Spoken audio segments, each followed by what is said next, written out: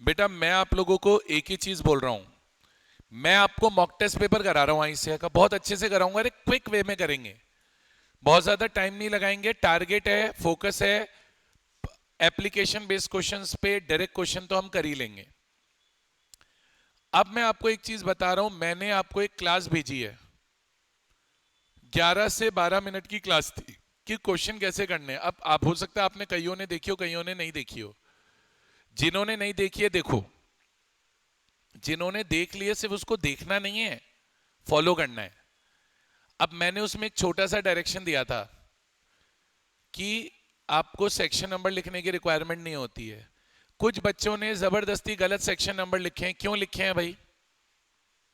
दूसरा मैंने बोला था वेटेज के अकॉर्डिंग आंसर लिखो।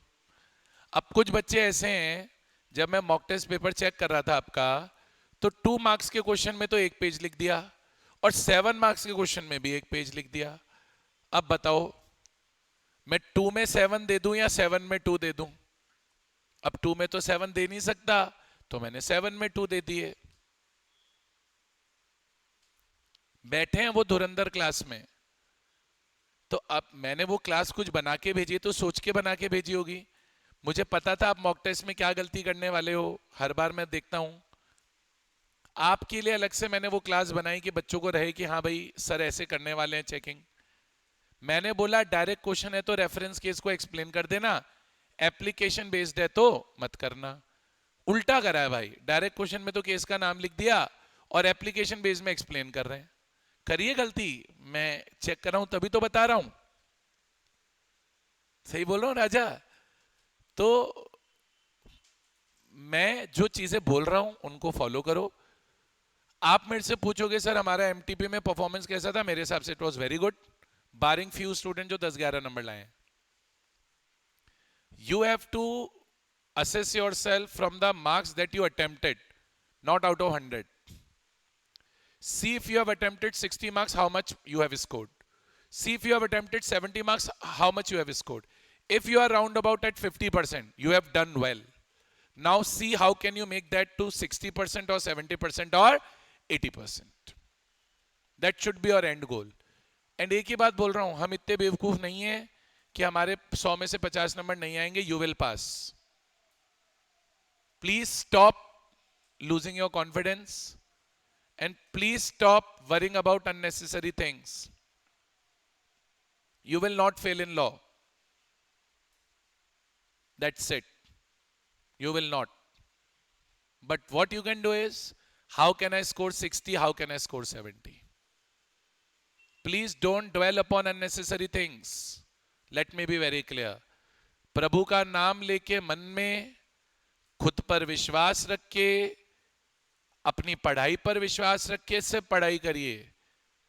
क्या होगा क्या नहीं होगा उसकी चिंता मत करिए, जो होगा सब अच्छा होगा। क्या होगा की चिंता करके अगर बच्चा सीए करने बैठेगा तो सीए नहीं बनेगा। एक ही उसूल है, एक ही। बस लास्ट लाइन बोलेंगे फिर एमटीपी स्टार्ट करेंगे। एक ही उसूल है, क्या क्या? करत करत अभ्यास के जड़ीमती होत सुजान, रसरी आवत जावत पत्थर परत निशान। It simply means the more you practice, the better you will get at it. So just focus on practicing, ignore everything else. It's just noise, will help you in none way. It will not help you. आइए, हाँ जी हाँ जी हाँ जी, क्या करने वाले हैं sir? अरे ये हमारी जो institute of chartered accountant of India है, प्यारी सी, उन्होंने एक मॉक टेस्ट पेपर लिया, मॉक टेस्ट पेपर 1 ऑफ सितंबर 2025 अटेम्प्ट। वो मैं आपको क्लास में कराने वाला हूं। देखते हैं कि इंस्टीट्यूट ने जो बोला उसके अगेंस्ट हमने कैसा किया। क्या हमको वो मॉक टेस्ट पेपर के क्वेश्चन आए? क्या हमें वो मॉक टेस्ट पेपर के क्वेश्चन नहीं आए? आए तो अच्छा है, जो नहीं आए उनके ऊपर फोकस करेंगे। ज्यादा फोकस डायरेक्ट क्वेश्चन पे करेंगे, एप्लीकेशन बेस्ड वाले तो हम कर ही लेंगे। चलिए मैं अब क्या चीज बताने वाला हूं, क्या सेक्शन नंबर लगना है, क्या कंक्लूजन लिखने, and my focus will be on मैं आपको क्लियर बताता चलूं किस क्वेश्चन में कितना लिखना है। कितना लिखना है is a very important question for every Indian. गाड़ी खरीदने जाता है तो कितना एवरेज देगी ये बताओ, भाड़ में गई गाड़ी। पेपर में ये बताओ कितना लिखना है, लिख हम देंगे तो ठीक है, ये बताते हुए चलेंगे। पेपर का पैटर्न मैंने क्लियर किया था। पेपर में टोटल 6 क्वेश्चन आते हैं। क्वेश्चन नंबर 1 कंपलसरी होता है, रिमेनिंग 5 में से you have to attempt 4। Let's start question number 1। It's going to be और कंपलसरी क्वेश्चन। थोड़ा सा हिंट देता हूं, बेलमेंट का क्वेश्चन है। बेलमेंट को ध्यान में रखते हुए क्वेश्चन करेंगे। 7 मार्क्स का क्वेश्चन है, बड़ा आंसर लिखना पड़ेगा। 7 मार्क्स का क्वेश्चन है, बड़ा आंसर लिखना पड़ेगा। क्योंकि मुझे पता है ये बेलमेंट का क्वेश्चन है, मैं इसमें बेलमेंट डिफाइन करूंगा। बड़ा क्वेश्चन आंसर लिखने के चक्कर में पेपर मत छोड़ दीजिएगा। Manage your speed, manage your speed. Cut short करना है, फैक्ट्स में करिए, प्रोविजन और कंक्लूजन में मत करिए, ठीक है। X was running a business of car on lease. गाड़ी भाड़े पे देने का व्यापार है, गाड़ी भाड़े पे देना is a bailment. One fine day Y came to hire a car for 10 days for his business tour from Delhi to Amritsar. X गाड़ी भाड़े पे देगा, X बेलर हो गया, Y को देगा Y बेली हो गया। X offered him a Honda City for 50,000 for 10 days on condition that petrol and toll expenses will be borne by him. Petrol and toll expenses will be borne by him. अच्छी बात है। गाड़ी contract में condition decide हो चुकी है कि petrol के खर्चे और जो भी टोल वोल के खर्चे बियर कर लेना। During the journey engine of car was choked. ओ, किसी को पता था गाड़ी का इंजन पहले से खराब हो जाएगा? गाड़ी लेंगे तो पेट्रोल और डीजल लगेगा, ये तो ऑर्डिनरी खर्चा है, पर इंजन चोक हो गया, ये तो एक्स्ट्रॉर्डिनरी है। ठीक है साहब। Y has to spend 10,000 for repair. अब क्या बोलता है सेक्शन नंबर 158, चाहे ग्रेट्यूटस बेलमेंट हो चाहे नॉन ग्रेट्यूटस हो। ये कौन सी बेलमेंट है? नॉन ग्रेट्यूटस है, क्योंकि चार्जेस लिए जा रहे कितने? 50,000 for per day. Non gratuitous bailment हो चाहे ग्रेट्यूटस बेलमेंट हो,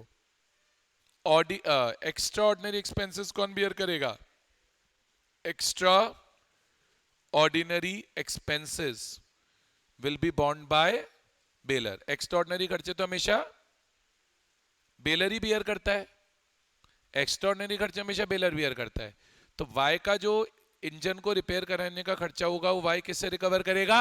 एक्स से। समझ में आ रही है बात? When he was coming back from Amritsar, brakes of car were not working. वाह भैया वाह, ब्रेक भी नहीं चल रहे थे, ब्रेक भी नहीं चल रहे थे, यानी डिफेक्ट। डिफेक्ट, चलो डिफेक्ट, एक्सीडेंट हो गया बेचारा का। And a major accident of Y happened due to this. Y was admitted to hospital, 50,000 लग गए बेचारे के इलाज में। वाई एस तो बोल रहा है तू दे पैसा, तू दे पैसा। बोले चोट लग गई, गाड़ी के ब्रेक नहीं चल रहे थे, एक्सीडेंट हो गया, सर फूट गया मेरा। Y asked X to compensate him charges for car repair. एक तो वाई एक्स से क्या मांग रहा है? गाड़ी को रिपेयर करने के चार्जेस, सही मांग रहा है। एक्स्ट्राऑर्डिनरी एक्सपेंसेस बेलर बियर करता है, yes. Y can recover car repair charges from X. And hospital expense भी मांग रहा है 60,000 के। 60 कैसे हो गए यार? अच्छा, दोनों मिला के 60 हो गए ना। 10,000 का तो इंजन रिपेयर करने का खर्चा और 50,000 का हॉस्पिटल का बिल। सही मांग रहा है, क्योंकि याद करिए अगर नॉन ग्रेट्यूटस बेलमेंट होती है तो चाहे डिफेक्ट नोन हो चाहे अननोन हो, इससे तो कोई फर्क ही नहीं पड़ता। बेलर क्या रहता है? लायबल रहता है। मेरे एग्जांपल में बेलर कौन है? एक्स, तो X is liable. X denied for compensation by saying that he was not aware about engine and brake fault.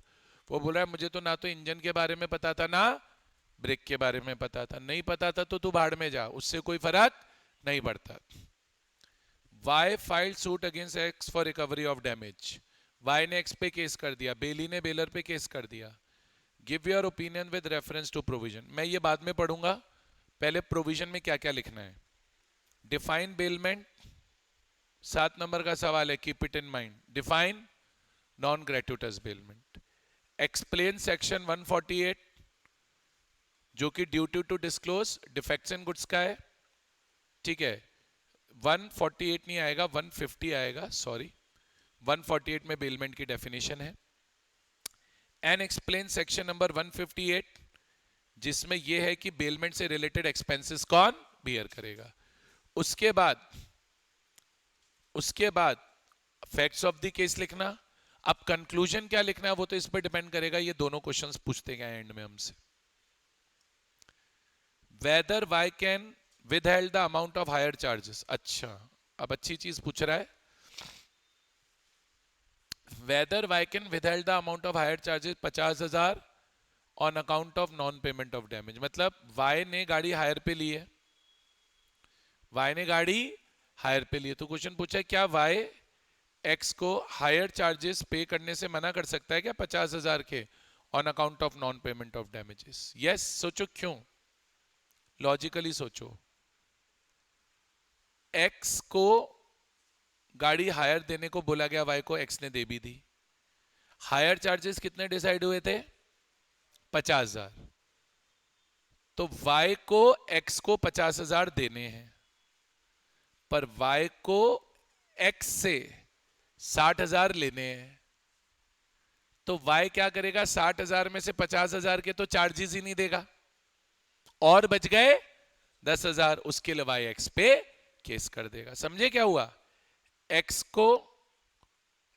को गाड़ी हायर पे देने को बोले गया, वाई को दे भी दी, कितने रुपए में 50,000 में, यानी वाई को एक्स को 50,000 देने हैं, पर रिपेयर चार्ज 10,000 और हॉस्पिटल का बिल 50,000 मिला के 60,000 लेने। तो वाई को देने कितने 50, लेने कितने हैं 60, तो 50 और 7 आपस में एडजस्ट हो गए, 10 ही तो बचे। क्वेश्चन पूछ रहा है whether Y can withheld the amount of 50,000 on account of non payment of charge. Yes, and he can further sue X for ₹10,000। समझ गए मैंने ऐसा क्यों लिखा, समझ गए मैंने ऐसा क्यों लिखा, बोलो। Second part, whether X was liable to pay damage as he was not aware of the fact of fault in his car. Yes, because as per section 150, section number नहीं याद है तो as per Indian Contract Act 1872, in case of non-gratuitous bailment, bailer is liable for all types of defects whether known or not known to him. आप बोलोगे yes, because in case of NGB, bailer is liable for all faults. बोले baler सभी faults के लिए liable होता है, चाहे known हो चाहे अननोन हो। अच्छा केस स्टडी है ये, it's a very good question. समझ में आई बात, कोई डाउट? अच्छा, अब अगला क्वेश्चन देखते हैं। 3 मार्क्स का क्वेश्चन है। अब 3 मार्क्स के क्वेश्चन में मैं थोड़ी सी प्रोविजन लिखने में कंजूसी कर सकता हूं, समझ गए। अब क्वेश्चन पूछ क्या रहा है, अब ये होल्डिंग सब्सिडरी वाले क्वेश्चंस तो आईसीआई के बड़े फेवरेट क्वेश्चन है, लेकिन ये क्वेश्चन होल्डिंग सब्सिडरी का है नहीं, बच्चे गड़बड़ा जाते हैं। क्वेश्चन डायरेक्ट है, अगर आपको मेरी क्लास पढ़ी हुई याद तो याद दिलाता हूं। आर्टिकल्स में ऑल्ट्रेशन अगर करना है तो स्पेशल रेजोल्यूशन पास करना होता है, लेकिन अगर हम आर्टिकल्स के किसी प्रोविजन को प्रोटेक्ट करना चाहते हैं तो एंट्रेंचमेंट कर सकते हैं। एंट्रेंचमेंट का क्या मतलब होता है, मोर रिस्ट्रिक्टिव प्रोविजन बनाए जा सकते हैं for alteration of articles then passing special resolution. याद आ गया, सेक्शन नंबर 5 है, क्वेश्चन है, लिखा हुआ है, बताने की जरूरत नहीं है, कंपनीज एक्ट 2013 का, ठीक है। Evergreen private limited has 9 directors on its board. अब इससे एक चीज और समझ में आनी चाहिए, ये प्राइवेट कंपनी है। अब याद करो, अगर आर्टिकल्स में एंट्रेंचमेंट डालते हो तो प्राइवेट कंपनी में आपको कंसेंट चाहिए ऑफ, वेरी गुड, कंसेंट चाहिए ऑफ ऑल मेंबर्स। और एक चीज और थी, अगर आप एंट्रेंचमेंट करते हो तो कंपनी को, आरओसी को नोटिस देना होता है कि हमने आर्टिकल्स में एंट्रेंचमेंट करा। ये सारी बातें आपको प्रोविजन में लिखनी है अगर मार्क्स चाहिए। समझ में आई बात? क्या क्या लिखोगे? सबसे पहले एंट्रेंचमेंट का मीनिंग, फिर क्या लिखोगे कि प्राइवेट कंपनी में एंट्रेंचमेंट करने के लिए consent of all members is required, फिर क्या लिखोगे, notice to ROC should be given. अब क्वेश्चन पढ़ते हैं. क्वेश्चन प्रोविजन समझ में आ गया जो मैंने समझाया. Now read the question. Evergreen private limited has 9 director on its board. The company's articles currently state. Currently article में क्या लिखा है? Quorum for board meeting shall be 1/3 of total strength और 2 directors whichever is higher. अब बच्चे बोलते हैं हमें तो ये लाइन ही नहीं समझ में आई. आएगी भी नहीं. सीए इंटर की लाइन डाल दी है क्वेश्चन में, क्यों दिमाग लगा रहे हो? आर्टिकल में एक प्रोविजन है कि कोरम इतनी होनी चाहिए. अब कोरम क्या होती है मैं बता देता हूं. मीटिंग में मिनिमम कितने लोग आने होते हैं. तो 9 डायरेक्टर्स में से बोल रहा है कोरम चाहिए 1/3 और 2. तो 9 का 1/3 कितना हुआ? 3. 3 और 2 विच एवर इज मोर लिखा हुआ है क्वेश्चन में. तो मतलब यहां पे अभी कंपनी में कोरम चाहिए होती होगी 3 लोगों की. ऐसा रूल बना हुआ था. Company now intends to amend this article to specify that board meeting quorum for board meeting shall be 1/3 of total strength of 4 director whichever is higher. Company 1/3 और 2 को 1/3 और 4 करना चाहती है, मतलब आर्टिकल में चेंज करना चाहती है. ठीक है, फालतू की लाइनें लिख दी सवाल में बच्चों को बेवकूफ बनाने के लिए. अब पूछ क्या रहा है एंड में? Advice company on the procedure for including entrenchment in article. ये रहे provision for including entrenchment in article. 1 marks, 2 marks, 3 marks. You will get full marks. End of question. पर पढ़ते हैं अभी. Advise the company on procedure for including entrenchment provision in the articles in accordance with the provision of Companies Act. Would your answer differ if the company were public company? Yes. Differ कैसे होगा? बाकी सब same रहेगा, बस public company में in order to include entrenchment provision special resolution is required to be passed. अब ये question ऐसा है जिसमें अगर आप एक भी नंबर लूज कर रहे हो तो आपकी गलती है. You should not even lose even 1 mark. 3 point वो लिखने, 1 पॉइंट ये लिखना है. 4 पॉइंट का सवाल है, खत्म कर लोगे. नेक्स्ट इजी क्वेश्चन है. पता नहीं ऐसे क्वेश्चन हमने कितनी बार कर लिए. स्मॉल कंपनी कब बनती है बताओ?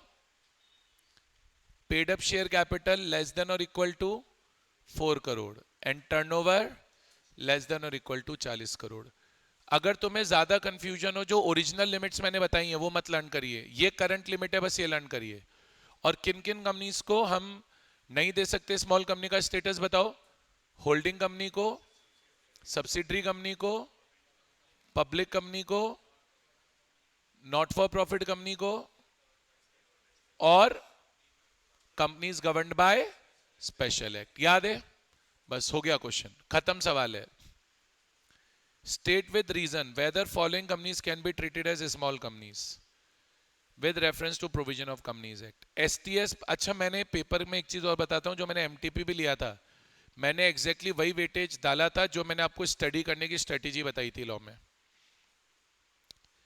पार्टनरशिप, सोगा, कंपनी. ठीक है, उसी सीक्वेंस में पढ़िए, मेरी बातों को मानिए. Trust me, you will get very good marks. आप लोग सिर्फ MTP असेस मत कीजिए. अभी 20 दिन और पढ़ना है अपने को, फिर एग्जाम में पेपर आएगा, फिर देखेंगे कितने मार्क्स आ रहे हैं. You will not fail. 50 number लाना इज नो बिग डील. कोशिश क्या करनी है? 60 कैसे आए, 70 कैसे आए. खैर, STS प्राइवेट लिमिटेड है. प्राइवेट लिमिटेड है तो कोई दिक्कत ही नहीं है. टर्नओवर 10 करोड़ है, कंडीशन पूरी हो गई. पेड अप कैपिटल 1 करोड़ है, कंडीशन पूरी हो गई. आउट ऑफ 60,000 ले मर गई. नहीं मरी. मरिया मर गई? नहीं मरिया मर गई. मर गई. कैसे मर गई? आउट ऑफ कितने share? 1 lakh share. 60,000 share are held by UV Infratech limited. तब यूवी के पास STS के 50% से ज्यादा शेयर हो गए. हो गए नहीं हो गए? क्योंकि 1 लाख शेयर में से 60,000, यानी STS क्या हो गई? Subsidiary company. तो क्योंकि ये सब्सिडरी कंपनी हो गई तो आप क्या बोलेंगे? Can not avail status of small company. Reason क्या लिखोगे? Because it is a subsidiary of UV Infratech private. बच्चे पूछते हैं यहां पे सब्सिडरी कंपनी की डेफिनेशन लिखनी पड़ेगी क्या? Not required. Just line 1 line. Because अब सोचो क्यों नॉट रिक्वायर्ड बोला. 4 मार्क्स का क्वेश्चन है, तो ये पार्ट 2 मार्क्स का, ये पार्ट 2 मार्क्स का. अब अननेसेसरी नहीं लिखना. ये होती है स्मार्टनेस. आई समझ में बात?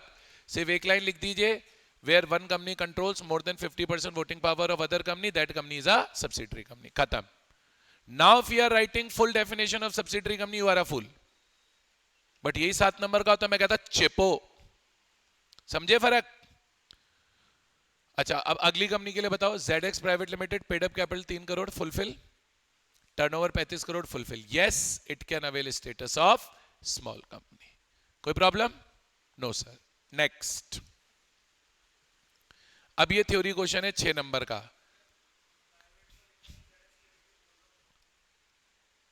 अच्छा सॉरी यार, माय बैड, प्लीज मैं करेक्शन कर रहा हूं। It is ZX limited, it's a public company. No, नहीं अवेल कर पाएगी। क्यों नहीं अवेल कर पाएगी? Because it is a public company. Next, अगले क्वेश्चन पे चलते हैं। Explain the concept of partner by holding out. Direct theory question है। इंडियन पार्टनरशिप एक्ट में सेक्शन 28 के अकॉर्डिंग हो जाएगा। As provided under partnership act, under what circumstances can a person be held liable as partner by holding out. तो liable कब होता था? Where third party has given credit to the firm on the faith of partner by estoppel, then partner by estoppel और holding out will be liable to third parties. कोई problem? अब इसमें marks कैसे आएंगे? 6 number का question है। मेरे हिसाब से तो इसमें बहुत ज्यादा थ्योरी लिखने के लिए नहीं है। Agreed? Now you need to write example. Class में 2 एग्जाम्पल बनाए मैंने, कोई भी एक लिख दीजिए, दोनों लिखने की जरूरत नहीं है। ये छोटी छोटी चीजें हैं। बच्चे पूछते हैं हम MTP क्यों अटेंड करें? आप जो क्लास में करा रहे हो, ये जो मैं करा रहा हूं इसीलिए करा रहा हूं। जो छोटी छोटी बातें अभी भी हमें नहीं क्लियर है वो क्लियर हो जाएंगी। ICAI के मॉक टेस्ट पेपर करना is the best remedy. If you are facing any problem in any subject, solve ICAI का MTP, कॉन्फिडेंस आ जाएगा। चले आगे। अभी तो इसका सीरीज 2 भी कराऊंगा मैं। सीरीज 2 अभी रिलीज नहीं किया ICAI ने, छुपा के बैठे। वो रिलीज ही नहीं किया बेटा ने, अभी करेंगे 1-2 दिन में। तो जैसे रिलीज होगा मैं करा दूंगा। आगे क्या सीरीज 2? सीरीज 2 लाया है, वेरी गुड। अभी कल परसों तक तो नहीं करी थी, बस फिर अपन कर देंगे। कौन सी डेट की है सीरीज 2? कल की है तो कर भी थी रिलीज। बहुत बढ़िया, कल ही हुई है तो ठीक है। 1-2 दिन में वेबसाइट पे आ जाएगी। वेबसाइट पे भी इन्होंने अपलोड नहीं करी, फिर मैं करा दूंगा, खत्म। आओ बोर्ड पर देखो, क्वेश्चन नंबर 2 आ गया। अब ये क्वेश्चन नंबर 2 मैं आपको कराऊंगा। अब तुम्हें याद है राइट ऑफ लियन होता था? राइट ऑफ लियन होता था सोगा में कि अगर आप अनपेड सेलर हो तो आप गुड्स के ऊपर क्या एक्सरसाइज कर सकते थे? Right of लियन। और कुछ केसेस में राइट ऑफ लियन लॉस्ट हो जाता था। याद है राइट ऑफ लियन कब लॉस्ट हो जाता था? अगर गुड्स बायर को दे दिए, बायर के एजेंट को दे दिए, कैरियर को दे दिए, सेलर ने राइट ऑफ लियन वेव कर दिया। याद है? आइए क्वेश्चन पढ़ते हैं। अगर सेक्शन नंबर याद रखना है तो सेक्शन नंबर 47 है of sale of goods act. Limited answer लिखिए, 4 नंबर का सवाल है। अननेसेसरी की फूफा करने की जरूरत नहीं है सवाल में। देखने में बड़ा है, बहुत ही लड्डू सवाल है। देखने में बड़ा है, बहुत ही लड्डू सवाल है। P sold certain antique items to Q for 3 lakh. P ने Q को एंटिक आइटम कितने में बेचे हैं? 3 लाख में। ठीक है। As per terms of agreement, 75% of the amount was to be paid within a week and balance 25% पे करना था 31 दिसंबर 2024 को। Q appointed his agent R to take delivery of goods after payment of first installment. Q ने अपना agent किसको बनाया है? R को। और R को बोल रहा है कि तो डिलीवरी ले ले। तो सेलर है P, बायर है Q और बायर का एजेंट है R। ठीक है। Q transferred a sum of 280 दे चुका है, तो बैलेंस कितना बचा है? 20,000। अब पहले तो ये बताओ P अनपेड सेलर है क्या? सिर्फ 20,000 बाकी है अनपेड सेलर। तो अब यहां पे आपको प्रोविजन में डेफिनेशन ऑफ अनपेड सेलर भी बतानी पड़ेगी और आपको बताना पड़ेगा कि unpaid seller means a seller to whom whole price has not been paid. क्या इसको होल प्राइस पे हो गई है? नहीं। 280 तो पे हुए हैं, 20,000 तो बाकी है। Therefore he is an unpaid seller in the account of P through NEFT on this and this date. R failed to take delivery of antique item due to medical emergency. क्या बायर को goods मिल गए? नहीं। क्या buyer के agent को मिल गए? नहीं। मतलब अभी तक राइट ऑफ लियन तो लॉस नहीं हुआ है। By the meantime, Q failed to make payment of second installment till this date. On 10 January 25 Q's agent यानी R came to take delivery of goods. P refuses to deliver the goods and exercises right of lien over the goods. According to Soga, give your opinion whether P was justified. Yes. क्या बोलोगे? P was justified in exercising right of lien because P is an unpaid seller. And further, right of lien was not lost because goods have not been delivered to buyer or his agent. तो आप क्या बोलोगे? Conclusion क्या लिखोगे? P can exercise lien as he is unpaid seller. And further क्या? Right of lien is not lost. क्यों नहीं lost हुआ right of lien? क्योंकि गुड्स अभी तक बायर को या बायर के एजेंट को डिलीवर नहीं हुए. आया? और ये पीडीएफ पूरी करके मैं आपके साथ शेयर कर दूंगा सो दैट आपके पास ये जो चीजें मैं लिख रहा हूं वो आ भी जाए. डन. नेक्स्ट. अच्छा, अब ये क्वेश्चन है, पढ़ लेंगे. पहले ऑक्शन सेल याद है, हमने सोगा में पढ़ा था. ठीक है. अब ऑक्शन सेल में एक तो ये याद करो गुड्स किसको बेचे जाते हैं, हाईएस्ट बिडर को. और एक याद करो ऑक्शन सेल कंप्लीट कब होती थी? ऑन फॉल ऑफ हैमर और अदर कस्टमरी मैनर. और बिड अगर विड्रॉ करनी थी तो फॉल ऑफ हैमर से पहले विड्रॉ कर सकते थे बट नॉट आफ्टर दैट. यही था. इतना सा प्रोविजन लग रहा है, लल्लू सा सवाल है. 3 नंबर का. ज्यादा प्रोविजन लिखूंगा क्या? नहीं. जो काम आ रहा है लिखो, बाकी जय सिया राम. प्रोविजन में क्या लिखूंगा पहले बता देता हूं. मैं ऑक्शन सेल जरूर डिफाइन करूंगा प्लस क्वेश्चन में प्रोविजन, क्योंकि मुझे पहले से बताया मैं इसलिए बता रहा हूं. मैं ये लिखूंगा कि गुड्स किसको बेचे जाते हैं हमेशा? हाईएस्ट बिडर को. प्लस में लिखूंगा sale is completed on fall of hammer. Sale is completed on fall of hammer. तो अगर आपको बिड विड्रॉ करनी है तो फॉल ऑफ हैमर से पहले करनी पड़ेगी. कोई प्रॉब्लम? Let's read. ऑक्शन हुआ दिल्ली में for antique item. It is notified to the bidders that sale will be completed only when hammer of the auctioneer hits the table. मतलब टेबल हैमर हवा में भी है तो कंप्लीट नहीं होगी, जब ठाक आवाज आएगी तब कंप्लीट होगी. समझ में आई बात? Any announces you are the highest bidder. और ये भी अनाउंस करना पड़ेगा you are the highest bidder. टक टक टक. Okay. During the auction L bids for antique sculpture. उसने बिड कर दिया. उसने बिड कर दिया 8 लाख के लिए. The hammer false. हैमर तो गिर गया बट अब की बार इन्होंने एक और चीज क्या बोल दी थी कि सेल कब कंप्लीट होगी? जब हैमर गिरेगा टाक. और हम क्या अनाउंस करेंगे? You are the. अब अनाउंसमेंट हुआ नहीं, but announcement can not be made as the auction suddenly stops before the auctioneer can utter the. Heart attack आ गया हो ऑक्शनियर को, मर गया वहीं. ठीक है, ऐसा ही हुआ होगा. और तो क्या, सोचो कोई हैमर मार रहा है टक टक टक और बोलते बोलते स्टॉप हो गया तो कुछ हुआ ही होगा अगले को. मैं तो ऐसा अज्यूम कर रहा हूं, मेरी इमेजिनेशन ऐसी है थोड़ी. चलो, क्या लग रहा है आपको? मरा होगा, बचा होगा? बचा होगा. चलो, अच्छी बात है. तो it is notified to everyone that there has been. अब देखो कितने बदमाश हैं. Unexpected rise in the market price for that particular sculpture and therefore it will. मना करे, बोले हम तो बेचेंगे ही नहीं.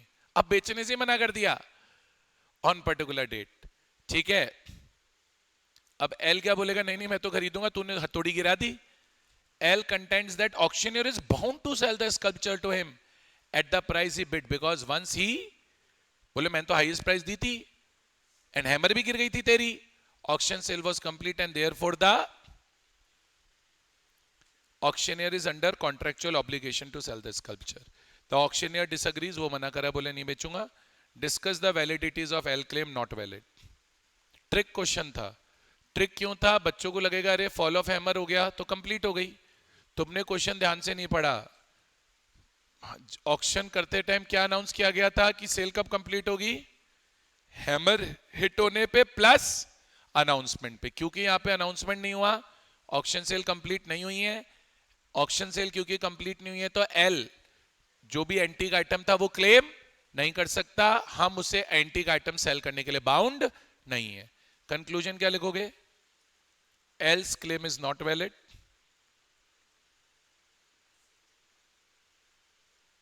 because auction sale was because क्या बताओ? Auction sale was not completed. क्यों नहीं कंप्लीट हुई थी? As announcement could not be made. As announcement could not be made. अब अनाउंसमेंट क्यों नहीं कर पाए उससे हमें कोई मतलब नहीं है, ना क्वेश्चन ने बताया ना हमें लेना देना. समझ गए? ट्रिक क्वेश्चन है, डायरेक्ट थ्योरी क्वेश्चन है, 7 नंबर का है, जितना चेप सकते हो चेप लेना. मैथ्स बता दी. सेपरेट लीगल स्टेटस समझाना है, परपेचुअल सक्सेशन समझाना है, खत्म. नेक्स्ट 6 मार्क्स का क्वेश्चन है, अगेन ज्यादा लिखना इज बेटर. अब ये वो क्वेश्चन होते हैं जहां पे you should not lose marks. ये जो क्वेश्चन होते हैं वो क्वेश्चन होते हैं जहां पर you should not lose marks.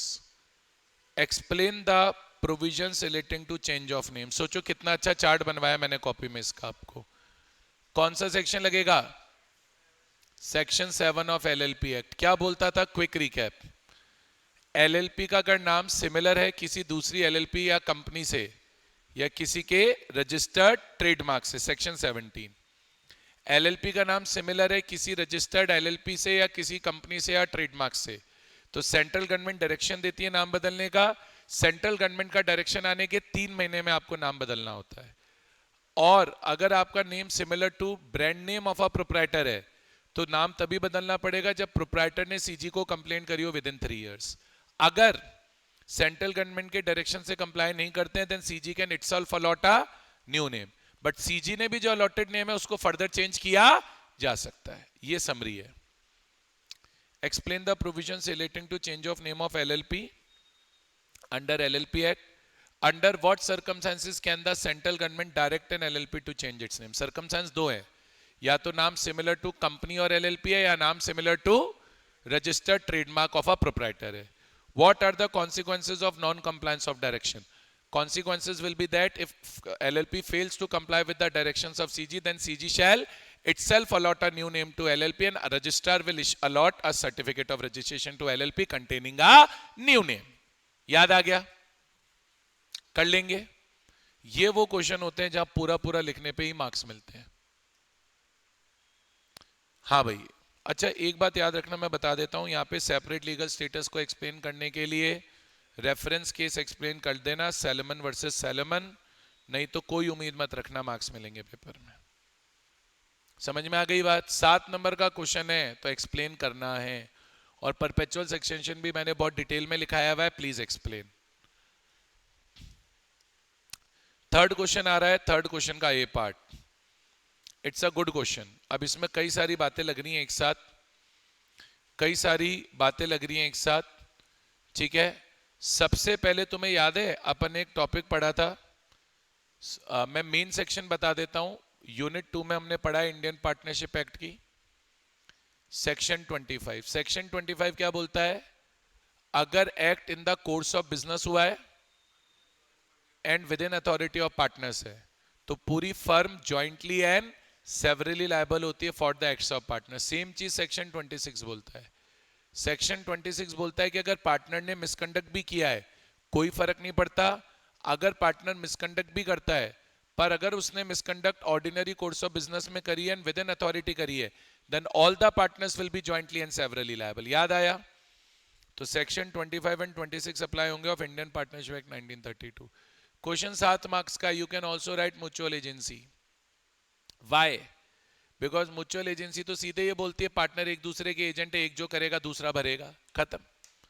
समझ गए? 7 मार्क्स. नजर मार्क्स पर है, कहां कम कहां ज्यादा. समझ गए? क्वेश्चन बहुत आसान है, वो मेरे को 2 मिनट में करा दूंगा मैं. PQR and associate are partner in construction firm. PQR associate, ठीक है. P buys cement on behalf of firm from D. P ने सीमेंट खरीदा है फर्म के बिहाफ पे. The cement is used in ordinary. ओ लिख दिया ऑर्डिनरी गुड्स. अच्छा, पार्टनर फर्म के बिहाफ पे गुड्स बाय कर सकता है क्या? यस. तो अथॉरिटी में भी काम किया है और ऑर्डिनरी गुड्स ऑफ बिजनेस में भी काम किया है. अब P कर रहा है बदमाशी, चोर आदमी है. Uses the cement for personal purpose. Cement लिया किसके लिए था? फर्म के लिए. यूज कर लिया पर्सनल के लिए. मिसकंडक्ट हो गई. ये हो गई मिसकंडक्ट। बढ़िया है भाई, अच्छा किया तूने, तेरे जैसे पापी लोग हैं दुनिया में तो क्या होगा। ठीक है, अब आगे क्या पूछ रहा है, आगे क्या पूछ रहा है, आगे पूछ रहा है द सप्लायर डी हु, उसको क्या पता प्राइवेट यूज हुआ है, सप्लायर कौन था, डी, मतलब डी हो गई third party, who is unaware of private use of cement by P claims price from the firm, firm से बोल रहा है पैसा, तो फर्म क्या बोलेगी, नहीं हम तो नहीं देंगे। मैं क्वेश्चन आगे पढ़ ही नहीं रहा, लॉजिक है, फर्म क्या बोलेगी, हम नहीं देंगे। क्या लॉजिक देगी, बोले सीमेंट हमने तो लिया नहीं, पार्टनर ने खेल लिया उससे, पार्टनर अपने घर ले गया, उससे बच्चों को खिलौने बना के दे दिए सीमेंट के, जो भी बोलेगा द फर्म रिफ्यूजेस टू पे। देखा सर, इतनी लेवल की मैं आपको ट्रस्ट मी, मैं ये क्वेश्चन पहली बार कर रहा हूं, मैंने आज तक ये मॉक टेस्ट पेपर खोला भी नहीं है, आज तक नहीं खोला। मैं क्यों खोलूंगा, पहली बार करने का फील तो आए, देखिए क्या कोई ऐसा चैलेंजिंग सवाल बना लेंगे जो हमसे नहीं होगा, मुझसे नहीं होगा, नहीं बात हो रही, हमसे नहीं होगा, मुझसे तो होगा, हमसे नहीं होगा। क्यों नहीं होगा, लॉजिक से सोचते हुए चलो क्वेश्चन में क्या क्या फ्लो आना है। सीमेंट लेकर तूने बदमाशी कर ली, बदमाशी कर ली मतलब मिसकंडक्ट है, मतलब मिसकंडक्ट है। अब बच्चे बोलते हैं आपको सेक्शन पहले से पता चल रहा है, फिर 25 26, क्योंकि मैं नीचे की दो लाइनें पहले पढ़ लेता हूं कि क्वेश्चन पूछ क्या रहा है, तो आपको पहले बता देता हूं सेक्शन क्या है, ताकि आप उसको करके समझ के क्वेश्चन को कर पाओ। अच्छा, on the ground that cement was never receive by it, बहुत बढ़िया, फर्म बोले हमें तो मिला ही नहीं, हम तो नहीं दे रहे पैसे, जो भी है जो भी है। वेदर्स firms contention is tenable, tenable माने वैलिड, नो, क्या बोलोगे, firms contention is not valid because firm is jointly and severally liable for the acts done by the partner in the course of business. Hence, firm is liable because liability is joint and several. बेटा paper में target ये बनाओ time कैसे बचाएं, flow बहुत strong होना चाहिए। आज एप्लीकेशन बेस्ड क्वेश्चन करने का यही फायदा है, एप्लीकेशन बेस्ड क्वेश्चन करने का यही फायदा है कि अपना पेपर में क्या आए, स्पीड आए, ताकि हमारा पेपर छूटे नहीं। जैसे आप लोगों के साथ, कईयों के साथ ऐसा भी हुआ होगा कि आपका पेपर 3 घंटे में पूरा नहीं हुआ होगा, किसी का 10 नंबर का छूटा होगा, किसी का 15 नंबर का छूटा होगा, किसी का 5 नंबर का छूटा होगा। तो ये जो फ्लो है, स्पीड है, डिग डिग डिग डिग डिग, वो चलती जानी चाहिए। और वो फ्लो कब आएगा, जब आप अपना रीडिंग टाइम अच्छे से यूटिलाइज करेंगे। 15 मिनट के पेपर रीडिंग टाइम में डिसाइड कर लो कौन सा क्वेश्चन करना है। एंड जैसा कि मैंने गाइड किया था, start the paper from your strongest question, best to worst. मैं बोल रहा हूं उस क्लास को 4 5 6 बार देख लो, रट जाए पेपर में क्या करना है, बस फ्लो अच्छा आएगा, शुरुआत से स्पीड अच्छी आएगी, टेंशन नहीं होगी। टेंशन नहीं होगी तो बाद में जब क्वेश्चन करेंगे तो कई बार टेंशन में गलती हो जाती है, वो नहीं होगी, सिली मिस्टेक कम होंगी। And it applies to all papers. मैं लॉ पढ़ाता हूं इसलिए मैं लॉ का बता रहा हूं। Done, come back. तो क्या फर्म का कंटेंशन टेनेबल है, no no no no no, not tenable. अच्छा, अब अगला पार्ट ध्यान से पढ़ना, ये थोड़ा आपको ट्रिक करने की कोशिश करेगा, ट्रिक होना नहीं है, ठीक है। क्या बोल रहा है, what would be your answer if part of cement so purchased by P was delivered to the firm by him? मतलब उसने पार्ट सीमेंट लिया और फर्म को दे दिया, ठीक है। And the rest of the cement was used by him for private use, about which neither firm nor supplier was aware. Answer will not change. सोचो answer क्यों चेंज होगा, अगर आधा सीमेंट फर्म को दे दिया तो उसका पैसा तो फर्म वैसे भी देगी, और जो आधा नहीं दिया उसका भी देगी, क्योंकि एक्ट तो ऑर्डिनरी कोर्स ऑफ बिजनेस में ही हुआ है।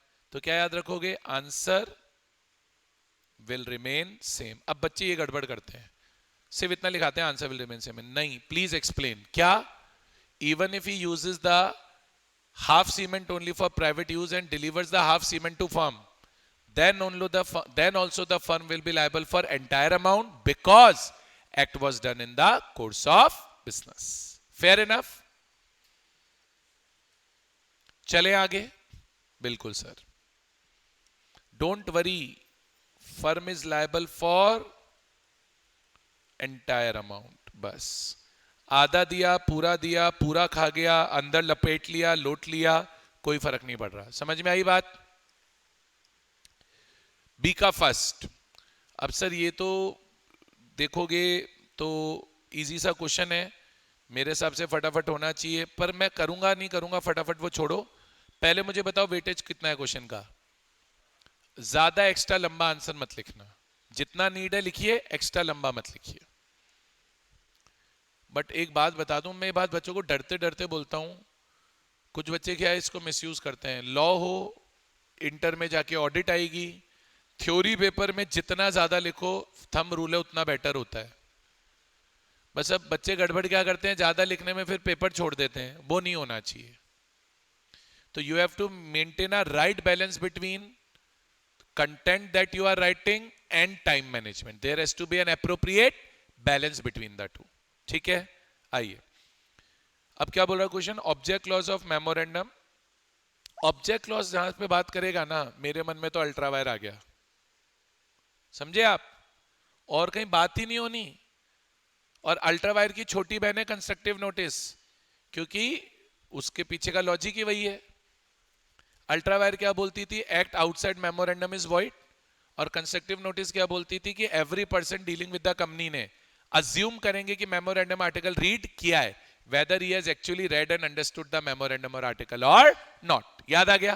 Now let's do the question, it's Lallu. Object clause of memorandum of ABC Limited authorized company to carry on business of trading in property. Since the company was not doing well, तो director कहते हैं चलो नई चीज करते हैं, diversify the business and enter into construction business. Business change हो गया, ट्रेडिंग से कंस्ट्रक्शन में आ गए, अल्ट्रा वायर है, वॉइड है, खत्म। फॉर दिस पर्पस ले मरेगा, ये जो दे रहा है वो मरेगा। They borrowed a sum of 5 crore for Magnum, मरा तू तो मैग्नम। मैग्नम कौन हो गई? थर्ड पार्टी, मैग्नम वे में मरेगी, ये देखना अभी। But the members of company did not approve the decision of the board, hence company refuse to repay the loan. Company बोल रही हाँ हम नहीं चुकाएंगे। Explaining the provision, what is the recourse available to Magnum finance. Director से ले ले, जा डायरेक्टर से ले ले। डायरेक्टर की पर्सनल लायबिलिटी है, तो आप क्या बोलोगे, आप क्या बोलोगे भाई, अल्ट्रावायर कॉन्ट्रैक्ट में पर्सनल लायबिलिटी डायरेक्टर की होती है, गलती तो डायरेक्टर नहीं करी है, तो आप आंसर क्या लिखोगे, मैग्नम। पहले तो लिखना this is an ultra vires transaction, hence it is void ab initio, therefore Magnum finance limited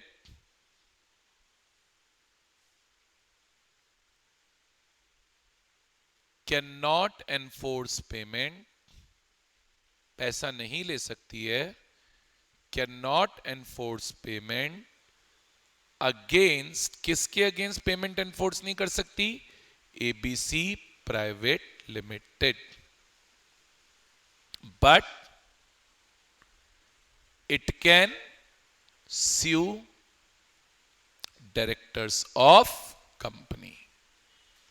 देखो एक रिक्वेस्ट है, अल्ट्रा वायर को बहुत अच्छे से एक्सप्लेन करना, उसमें गड़बड़ मत करना। रेफरेंस केस का सिर्फ नाम आ जाएगा, Ashbury railway carriage and iron company limited versus Riche. Constructive notice में एक लाइन लिखना चाहो तो लिख सकते हो। मुझे ऐसा लगता है अल्ट्रा वायर का अगर क्वेश्चन आता है तो साथ में कंस्ट्रक्टिव नोटिस हमेशा लिखना चाहिए, ये मेरा पर्सनल ओपिनियन है, मेरे हिसाब से लिखना चाहिए। मुझे नहीं पता सजेस्टेड में है लिखा हुआ नहीं है, मेरे हिसाब से लिखना चाहिए। उसके बाद इफेक्ट्स ऑफ अल्ट्रावायर कॉन्ट्रैक्ट में सिर्फ दो इफेक्ट समझा दीजिए, कि एक तो वॉइड होता है कॉन्ट्रैक्ट और एक पर्सनल लायबिलिटी होती है डायरेक्टर्स की। वो सब समझाने की तो जरूरत है नहीं कि इंजेक्शन ला सकते हैं या ये सब ला सकते हैं, और यही क्वेश्चन 7 नंबर का होता तो मैं इफेक्ट भी सारे समझा देता। That would have been the difference. Fact लिखिए, कंक्लूजन लिखिए, आगे बढ़िए। आ गया सवाल? नेक्स्ट 3 नंबर का सवाल है, ज्यादा बड़ा आंसर नहीं लिखूंगा, limited answer, to the point, जितना प्रोविजन अप्लाई कर रहा है उतना लिखूंगा। पढ़ते हैं क्वेश्चन बोल क्या रहा है। S&M Limited was registered in 2021 with a capital of इतना, divided into कितने shares, 5 lakh share under, not for profit company हो गई है ना, सेक्शन 8 आती, नॉट फॉर प्रॉफिट कंपनी हो गई। For promotion of art in Jaipur, company earn huge profit during financial year 31 March 25 due to boom in market. On 10th में 75% of the company demanded to distribute 10% dividend, not allowed. खत्म हो गया सवाल तो यही। As per section 8, there are 3 conditions to form a company. तीनों condition लिख दीजिए. Company has been formed to promote art, culture, science, religion, charity or any other charitable purpose. Company intends to apply its profits for promotion of its objects. Company prohibits payment of dividend to its members. For this purpose, they pass a special resolution in EGM. With reference to provision of Companies Act, decide whether S&M Limited can declare dividend. No, it cannot declare dividend. No, it cannot declare dividend. It is prohibited. It is prohibited. Not. अब बच्चे क्या लिखते हैं बस conclusion में, no it can not declare dividend. फिर सोच रहे एग्जामिनर हमको मार्क्स दे दे. रीजन लिखिए कंक्लूजन के साथ. No it can not declare dividend because it is prohibited to declare dividend in section 8 company. ये गलतियां तुम भी जितने यहां बैठे हो तुमने करी हैं. चेक कर लेना तुम्हारे पेपर्स में, तुम्हें अपने आप समझ में आएगा हमारे मार्क्स क्यों कटे हैं. मैं फिर बोल रहा हूं, डोंट फ्रेट. यहां कट गए वहां कट गए, ये हो गया. Identify your mistakes, move on, work on those mistake and take a pledge. अगली एमटीपी में हम ये गलती नहीं करेंगे. बस सीए के पेपर में हम ये गलती नहीं करेंगे. बच्चे नेगेटिव लेते हैं, डिसहार्टेंड हो गए, डर गए, मर गए. एमटीपी इसलिए नहीं होती है. एमटीपी होती है where we are and where we want to be के लिए. कहां है और कहां जाना है. That is the only purpose. चलिए चलिए चलिए, don't waste my time. No it can not declare dividend because it is prohibited. Be confident. प्रभु ने जो किस्मत में लिखा है सब होना है. डर के आगे जीत है यार. माउंटेन ड्यू वाले बोलते बोलते थक गए, समझ ही नहीं रहे हमारे बच्चे. चलो आओ डायरेक्ट क्वेश्चन. मैं ज्यादा टाइम तो नहीं लगाऊंगा, एक हिंट दे देता हूं छोटा सा आंसर का. Explain various persons by whom a contract may be perform. By whom a contract may be perform. कौन बताएगा क्या आंसर आना चाहिए? सेक्शन वैक्शन नहीं आते मुझे, I don't know. Yes, promisor himself और एजेंट और लीगल रिप्रेजेंटेटिव. चेप के लिखेंगे या कम चेप के लिखेंगे? चेप के लिखेंगे. चलो रिकॉर्डिंग में 3 बार आएगा. एक बार सर बोलेंगे, एक बार आप बोलिएगा.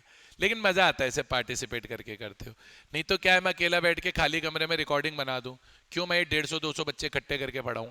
समझ में आ रही है बात? बोलो यार. या अल्लाह, ये क्या क्वेश्चन है. अब यार इस क्वेश्चन में चेप के मत लिखना. तुम देखो ये तो 7 का है चेपो. अरे भाई 4 पार्ट है तो एक एक 1.5 नंबर का हर पार्ट है. नो नो, तो पूछा क्यों जाना.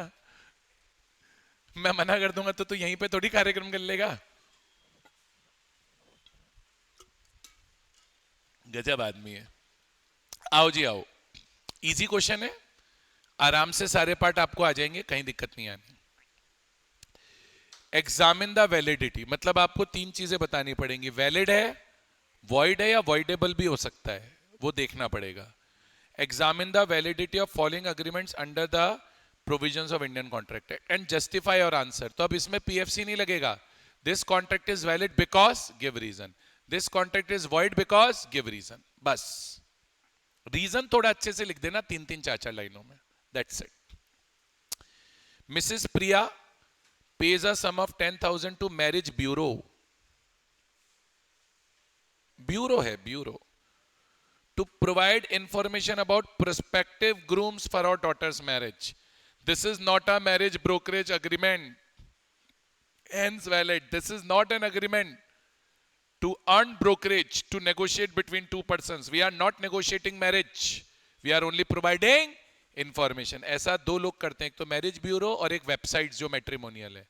तो वैलिड रहती है, वॉइड नहीं है. Valid. It's not a marriage brokerage agreement. अब यहां पे आपको थोड़ा सा बस मैरिज ब्रोकरेज अग्रीमेंट डिटेल में एक्सप्लेन करना है, खत्म कर लोगे. Easy question. Next. Bharat agrees with John.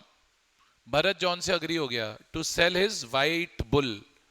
White bull, bull माने सांड, सफेद सांड. अननोन टू बोथ पार्टी, दोनों को नहीं पता. द बुल वॉज डेड, मर चुका था. देखो अग्रीमेंट तो वॉइड है, भी निशो है. 2 रीजन लिख सकते हो. Initial impossibility. एक दूसरा रीजन कोई गैस करेगा? बताओ यार। सेक्शन 7 लिख सकते हो या बायलेटरल मिस्टेक भी तो लिख सकते हो। दोनों की गलती है। तूने क्यों नहीं देखा सांड जिंदा है? तूने क्यों नहीं देखा जिंदा है? Bilateral mistake. समझ गए बेटा? सोगा नहीं लगेगा, इंडियन कॉन्ट्रैक्ट एक्ट का क्वेश्चन है। लेकिन क्या होता है, उसने बोला है ना सोगा से करना है। तुमको सोगा के पहले पहले पेज पे क्या लिखाया था? क्वेश्चन बताएगा सोगा से करना है या आईसीए से करना है। फिर तुम सोगा क्यों लगा रहे हो? दिखाया था ना मैंने। फर्जी।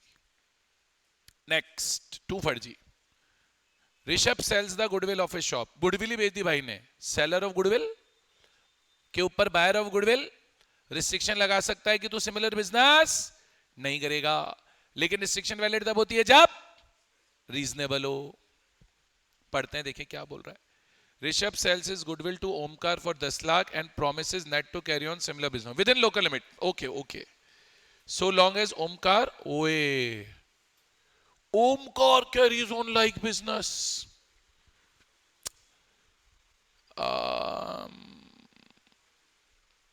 दिक्कत नहीं है मेरे हिसाब से तो।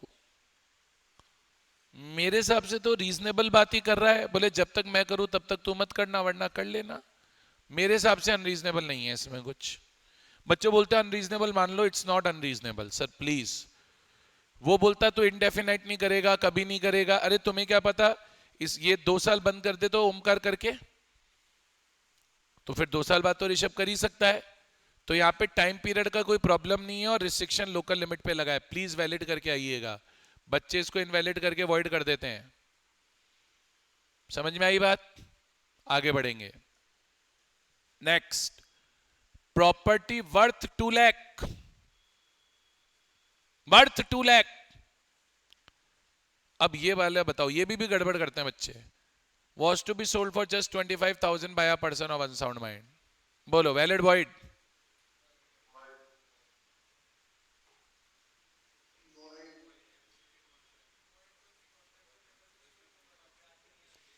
देखो आप इसमें 2 बातें लिखकर आना आंसर में। अच्छा ये ऊपर वाला क्वेश्चन तो किसका था? मैं हेडिंग लिख देता हूं टॉपिक की। रिस्ट्रेंट ऑफ ट्रेड का जो एक्सेप्शन था सेल ऑफ गुडविल वाला। अब ये वाला जो पॉइंट है इसमें ये लिखना, even though contract is valid when consideration is inadequate. Inadequate consideration होती है तो वैलिड ही होता है। But here capacity to contract does not exist because a person is of unsound mind, hence this contract is void. समझ में आई बात? बच्चे 25,000 पे ध्यान देते हैं, अनसाउंड माइंड पे ध्यान नहीं देते, गलत कराते हैं। तो ध्यान रखना कॉन्ट्रैक्ट वॉइड है बिकॉज क्या? There is no what? There is no capacity to contract. Because there is no capacity to contract. की कैपेसिटी टू कॉन्ट्रैक्ट नहीं है इसलिए वॉइड है।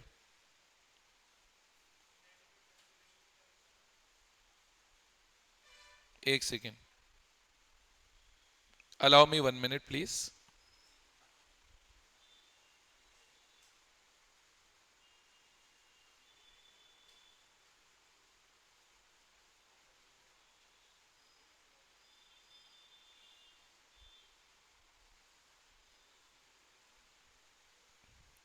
Sorry, it was bit urgent. Office से मैसेज आ गया था मेरे। हाँ, so as I was telling you, this agreement is void because there is no capacity to contract. बोले capacity to contract नहीं है, that's why this agreement is void. Clear है? After class, let me finish the series first, right? चलिए आगे बढ़ते हैं। Next part. अब sir ये क्वेश्चन डायरेक्ट क्वेश्चन है, ज्यादा हाई तौबा आपको क्वेश्चन के पीछे नहीं मचानी है। फिर बोल रहा हूं डायरेक्ट क्वेश्चन है, ज्यादा हाई तौबा क्वेश्चन के पीछे नहीं मचानी है।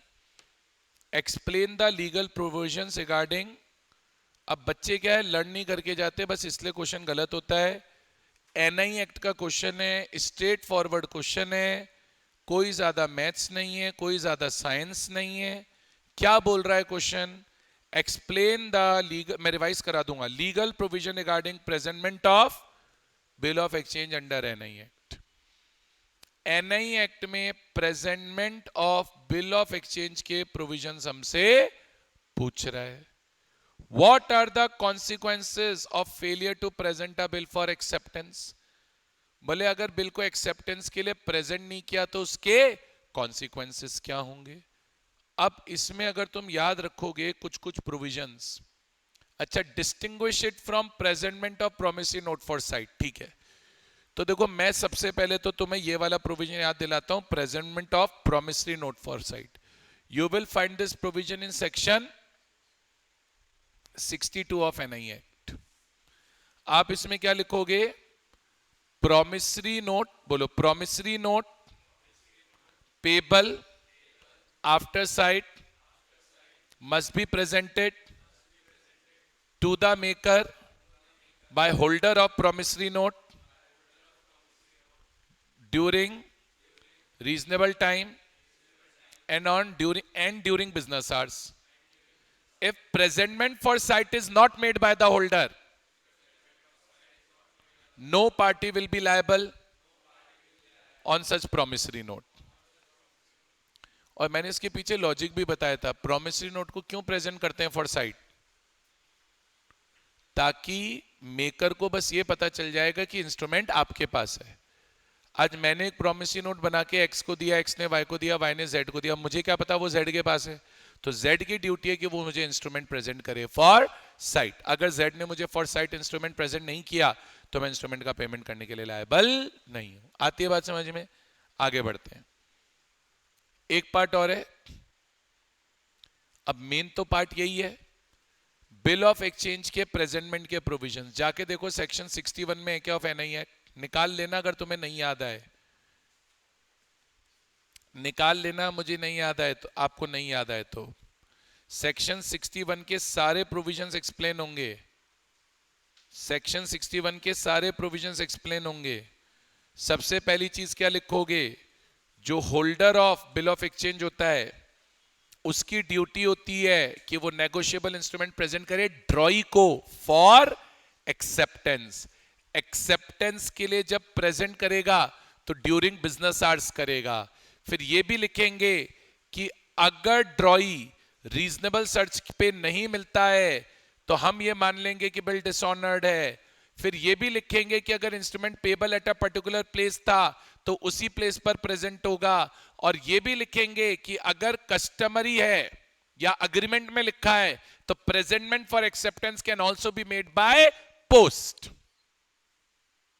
पूरा एक्सप्लेन होगा तब जाके मार्क्स आएंगे, वरना नहीं आएंगे। 7 मार्क्स का सवाल है। इनफैक्ट हालांकि मेरे को पता है आपको याद नहीं रहेगा, बट आई वुड तो also suggest that you should write in paper that ड्रॉई should not be allowed more than 48 hours, sorry more than कितना था, 48 आवर्स था for acceptance of bill from the time of presentment. तो ये भी provision आपको लिखकर आना पड़ेगा। करोगे क्या या नहीं करोगे? एक्सेप्टेंस से रिलेटेड बात पूछ रहा है, और पूछ रहा है what are the consequences of failure to present. तो consequences of failure to present यही होते हैं कि फिर कोई भी पार्टी उस इंस्ट्रूमेंट पे पेमेंट करने के लिए लायबल नहीं होती है। समझ में आई बात? अब आप बच्चे बोलते हैं डिस्टिंग्विश, तो अब यहां डिस्टिंग्विश टेबल बन के नहीं होगा कि आप कोई टेबल वेबल बनाओगे। प्रोमिसरी नोट एट साइट समझा दो, प्रोमिसरी नोट एट साइट के प्रोविजन वहां आ जाएंगे, बिल ऑफ एक्सचेंज में बिल ऑफ एक्सचेंज के प्रोविजन आ जाएंगे, खत्म, डन है। आगे बढ़ते हैं। अच्छा ये वाला प्रोविजन मैंने इंपॉर्टेंट में करा रखा है क्या, देखना स्टार मार्क करा रखा है क्या, चेक करो। तो मैं जो प्रोविजन स्टार मार्क कराया हूं फॉर अ रीजन कराया हूं, मैंने तो नहीं बनाई थी एमटीपी, ये मेरे पढ़ाए पहले का मार्क किया हुआ है, एमटीपी तो बाद में आई है। तो जो मैं स्टार मार्क करा रहा हूं एनआई एक्ट में, अगर तुम्हें ज्यादा माथापच्ची नहीं करनी, जो मैंने स्टार मार्क कराया उस पर फोकस कर लेना बस। मैं तुम्हें 50 बार बोल चुका हूं बात। किस्मत आपकी है, बाय चांस 1% नहीं आया, बट आएगा मेरे को पता है, ठीक है। ये तो डायरेक्ट क्वेश्चन है। 6 नंबर का क्वेश्चन है from first chapter. Explain process by which bill becomes an act of parliament in India after law is enacted, how is it enforced, which authorities are responsible for implementation. अब दो part हैं question के, how is it enforce and which authorities are responsible for implementation, और एक part है process by which bill becomes an act. तो क्या process था, बोलता हुआ चलाऊं, रिवाइज करा दूं। When a law is proposed in parliament, it is called bill. After discussion and debate, bill will be passed in Lok Sabha. Thereafter, it is presented in Rajya Sabha. Then it will also be passed in Rajya Sabha. After it is passed in Rajya Sabha, it becomes an, no, it will be sent to President of India. Finally, it is published in official gazette. The law becomes applicable from the date published in official gazette. Clear है? अच्छा, अब second part कौन बता सकता है, wait कर रहा हूं। How is it enforce, which authorities are responsible for its implementation. तो आप बोलेंगे various laws and regulations in India are enforce through following authorities: ministry of finance, ministry of corporate affairs, ministry of home affairs, ministry of law and justice and various government bodies. सबके नाम लिखने जो मैंने आपको पढ़ाए हैं: SEBI, insolvency and bankruptcy board of India, reserve bank of India. Further judicial mechanism also exists. Further judicial mechanism also exists, which is Supreme Court, High Court, District Court. Then you will get your marks. आया, आगे बढ़ते हैं। अच्छा part है yellow वाला, green वाला तो easy था। 7 नंबर का सवाल है, इसलिए सारे नाम लिखा दिए, बोल दिए, लिख, एक्सप्लेन मत कराना अब इनको, फिर हो गया तुम्हारा पेपर, फिर चैप्टर 1 लिखाना पूरा पेपर में वापस। चलो, इजी क्वेश्चन है, इजी क्वेश्चन है, मुझे बताना आप क्वेश्चन को कैसे करोगे। MNO limited supplier of electronic components entered into a contract on August 23 with PQR electronic for sale of 1000 units of microchip. Seller कौन हो गया? MNO। बायर कौन हो गया? PQR। अच्छा, the contract specifically identified the microchips, यानी specific goods हो गए। किसी को याद है स्पेसिफिक गुड्स की ओनरशिप कब पास होती थी? जब पार्टीज इंटेंडेड टू पास, ठीक है, और इंटेंशन नहीं डिटरमाइन होता था तो फिर था कि डिलीवरेबल स्टेट में है नहीं है, लेकिन by serial number and that they're in a deliverable state. अब आप क्या हड़बड़ा जाते हो, आप लोग हड़बड़ा जाते हो। स्पेसिफिक गुड्स की ओनरशिप में पहला लाइन यही लिखना है कि ओनरशिप तब ट्रांसफर होती है जब इंटेंशन है। इंटेंशन डिपेंड करता था TCC पे, टर्म्स कंडीशन सर्कमस्टांस कंडक्ट, और उसके बाद फिर था कि अगर कॉन्ट्रैक्ट में कुछ नहीं लिखा है तो अलग अलग सिचुएशन। समझ गए? हड़बड़ाओ मत, पहले ही बोल रहा हूं। चलो आगे बढ़ते हैं। एंड स्टोर्ड इन, अच्छा, MNO's लिमिटेड वेयरहाउस, किसके वेयरहाउस में पड़े हैं? सेलर की। The contract stipulated that goods would be delivered on 1 September. Goods की डिलीवरी कब होनी थी? 1 सितंबर को होनी थी। अब अगर क्वेश्चन में मैं सोचूंगा तो मेरे को पता है आगे कहीं ना कहीं गुड्स डैमेज होंगे। अब मैं आगे का क्वेश्चन एक बार नहीं पढ़ रहा हूं, सिंपल सी एक चीज सोचो, पहला पैराग्राफ पढ़ के तो क्वेश्चन में तो कहीं नहीं लिखा कि पार्टीज का क्या इंटेंशन था ओनरशिप ट्रांसफर होने का। तो जब इंटेंशन नहीं पता है, स्पेसिफिक गुड्स है, डिलीवरेबल स्टेट में है, तो ownership will pass when the contract is made. Ownership कब पास होगी? When the contract is made. Contract कब बना है? 1 अगस्त को, यानी ओनरशिप यानी टाइटल 1 अगस्त को ट्रांसफर हो गया। फिर लॉ क्या बोलता है? Risk follows ownership. बोलता है कि नहीं बोलता है लॉ? तो क्योंकि रिस्क ओनरशिप को फॉलो करता है, तो अभी रिस्क किसका है? बायर का। क्वेश्चन तो मैंने सॉल्व कर दिया पहले पैराग्राफ में, अब आप पढ़ लो सवाल। ऑन August 10 फ्लड आ गई, हो गए goods damage. damaged the warehouse and destroyed the entire stock of microchip including ये वाली 1000 units intended for PQR. Examine with reference to SOGA who shall suffer the loss. Buyer shall suffer the loss.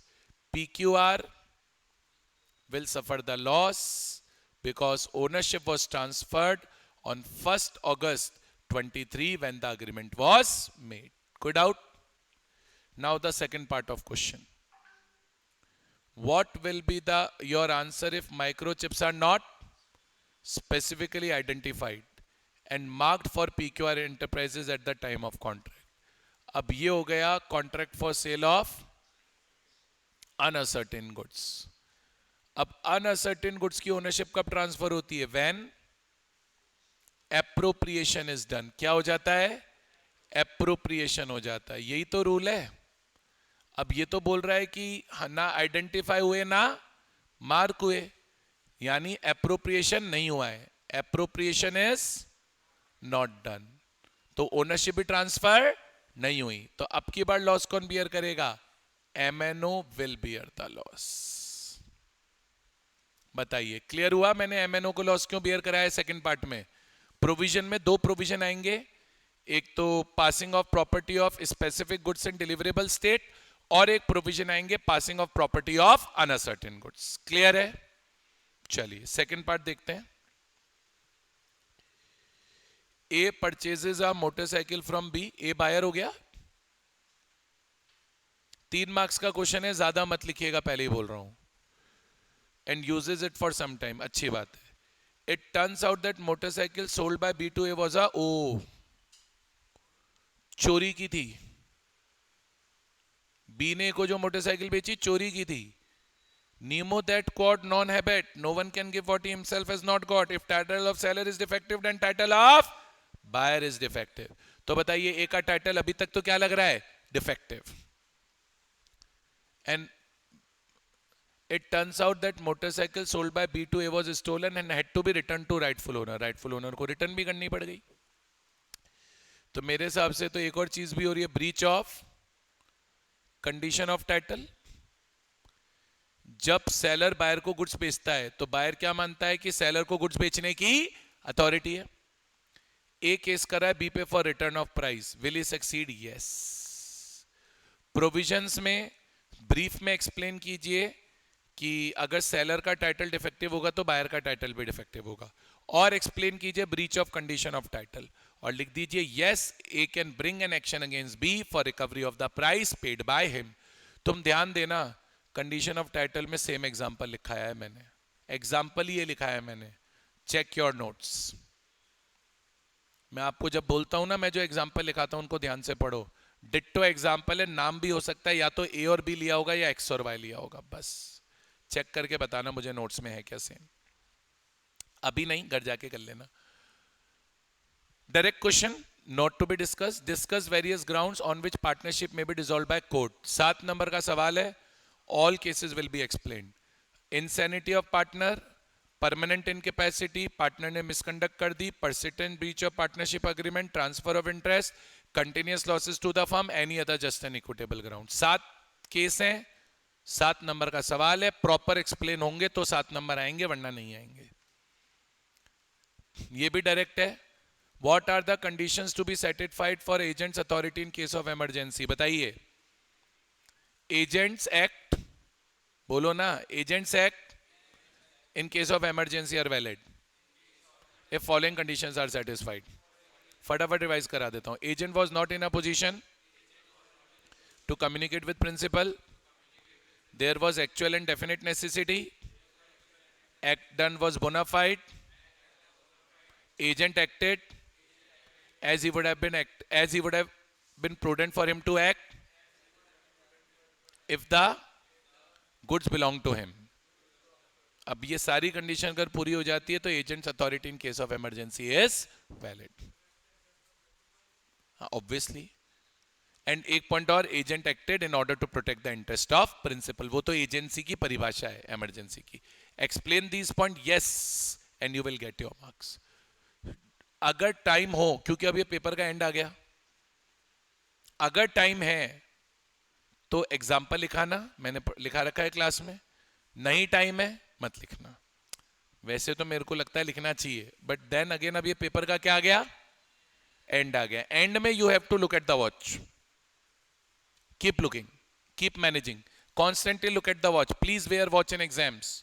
नहीं है तो पापा की चुरा लो, mummy की चुरा लो, कोई फर्क नहीं पड़ता, एक दिन कोई मना नहीं करेगा देने को। भाई बहन की चुरा लो, पड़ोस की चुरा लो, आई डोंट माइंड, पड़ोस की मत चुराना, जेल हो जाएगी।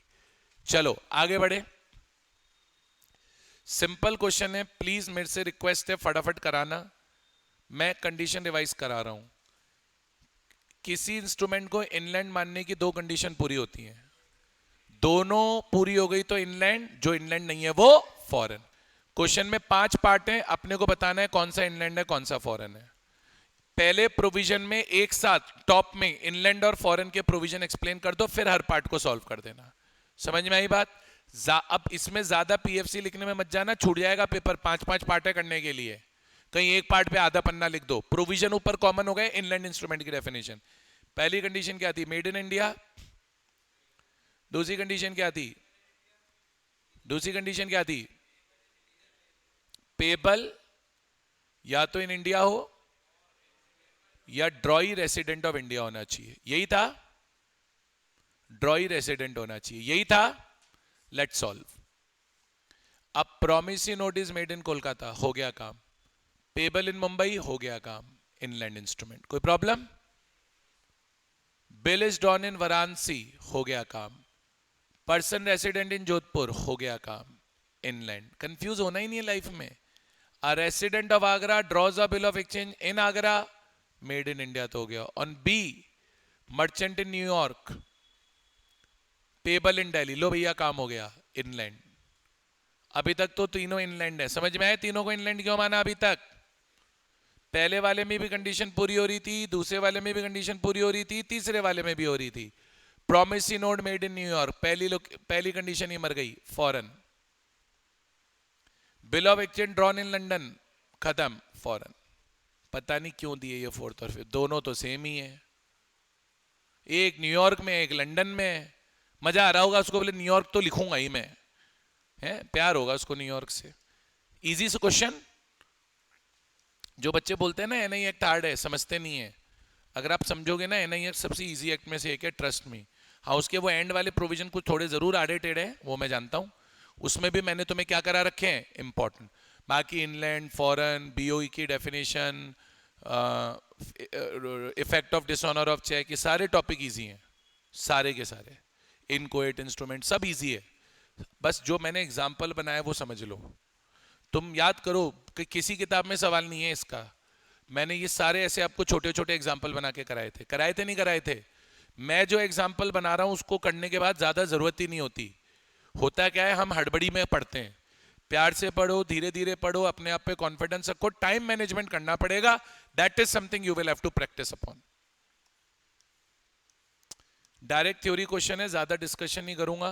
क्वाजी कॉन्ट्रैक्ट और उसके फीचर्स मैंने नोट्स में डायरेक्ट लिखा रखे हैं, responsibility of finder of goods directly notes में लिखा रखी है, ठीक है। दोनों चैप्टर 6 के क्वेश्चन है, कर लोगे। Classify the following transaction according to types of goods they are. Types of goods के अकॉर्डिंग ये वाले ट्रांजैक्शन अपने को क्या करने हैं, क्लासिफाई करने हैं। क्वेश्चन पढ़ के ही पता चलेगा क्या करना है, हवा में तो मैं कर नहीं सकता। A wholesaler of cotton has 100 bales in his godown. He agrees to sell 50 bales. These bales were selected and set aside. Specific goods. कोई problem? Or you can also write a certain goods. क्योंकि question में ये नहीं लिखा select कब हुए, provision में पूरा एक्सप्लेन कर दो, where goods are identified and agreed upon at the time of entering into contract, then such goods are specific goods, since in the given case 50 bales have been selected and set aside, they are specific goods. कोई problem? Next, A agrees to sell to be 1 packet of sugar out of lot of 100 packets lying in his shop, uncertain goods, because कहीं नहीं लिखा question में कि हमने एक packet select किया है। कोई दिक्कत? अब आइडियली आपका पेपर का लास्ट क्वेश्चन होगा, so you have to get alert. Time है तो चिप के लिखो, टाइम नहीं है तो मैक्सिमाइज जितना पॉसिबल लिख सकते हो। समझ में आई बात? डायरेक्ट लिखा रखा है मैंने इस क्वेश्चन का आंसर, क्वेश्चन पढ़ के बता दो क्या आंसर लिखना है, मैं तो बता ही दूंगा, पर आप पढ़ के बता दो आपको समझ में आ रहा है क्या। सेक्शन 31 का क्वेश्चन है, सॉरी सेक्शन 13 का क्वेश्चन है of unit 2 of sale of goods act 1930। when is breach of condition treated as breach of warranty? अब 7 नंबर का क्वेश्चन है, मुझे बताओ बिना एग्जांपल के कैसे मार्क्स मिलेंगे? आप बताओ कैसे मिलेंगे? सजेस्टेड आंसर में तो एग्जांपल नहीं लिखे हुए होंगे, मैं आपको गारंटी दे रहा हूं, आप चेक कर लेना। मैंने आपको 4 केस लिखाए हैं। कौन कौन से? पहले क्वेश्चन पढ़ो। Sometimes breach of condition will be treated as breach of warranty, तो वो अपने को केसेस बताने हैं। तो पहला था where buyer altogether waives performance of condition, where buyer elects to treat breach of condition as breach of warranty, where contract is severable and buyer has accepted part of the goods, where fulfillment of condition is excused by law or impossibility or any other reason। खत्म, ये paper था। अब ये मेरा कराना क्यों जरूरी है? यही पेपर अगर आप खुद से करने बैठते आप 4 घंटे घुला देते। लिटरली बता रहा हूं, मैं मजाक नहीं कर रहा। क्या इस टाइम पे 4 घंटे हैं हमारे पास घुलाने के लिए? नहीं, इसलिए मैंने कराया। 1 आवर 30 मिनट्स के अराउंड में पूरा पेपर मैंने आपको सॉल्व करा दिया। डायरेक्ट क्वेश्चंस में कुछ होता नहीं है, एप्लीकेशन बेस्ड क्वेश्चन पे फोकस कर लीजिए, बात खत्म। थोड़ा सा मेरे पे फेथ रखिए, ट्रस्ट में मैंने बहुत पढ़ा है, मैक्सिमम है जो पढ़ा है हमने। अब अपनी पढ़ाई मैक्सिमाइज करो, टाइम टेबल बना के पढ़ो, दिन में 10-12 घंटे पढ़ना है पढ़ो, बस इतना सा है। कोई आपको बोल रहा है फेल हो गए, उसके बोलने से कुछ नहीं होता। मन में है विश्वास, खुद पे है विश्वास, तो सब है संभव।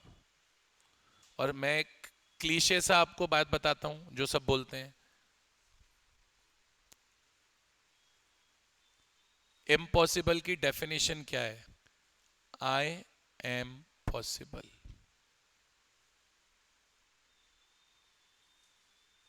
As simple as that.